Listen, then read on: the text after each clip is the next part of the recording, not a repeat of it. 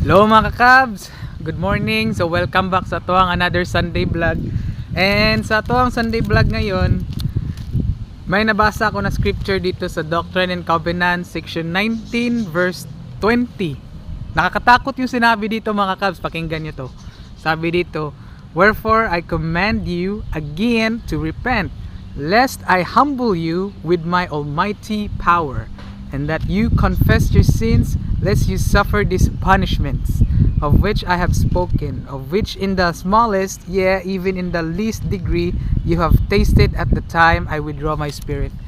So, lahat naman tayo mga kabs, meron tayong mga bad habits sa ating buhay. So, meron tayong ginagawa daily, na alam naman natin na mali, pero ginagawa pa rin natin.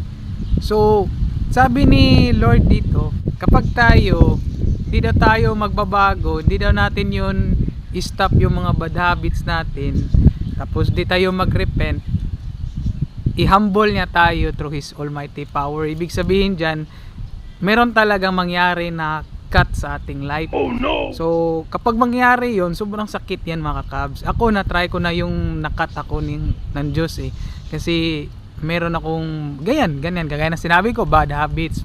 Alam natin mali pero ginagawa pa rin natin. So ayun, nakat niya ako, sobrang sakit. Hanggang ngayon sakit pa rin.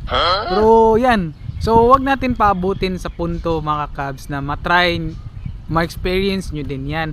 Kaya na-share ko itong verse na ito kasi naranasan ko na to sa aking buhay mga kabs, and gi-share ko ito sa inyo para maiwasan nyo din.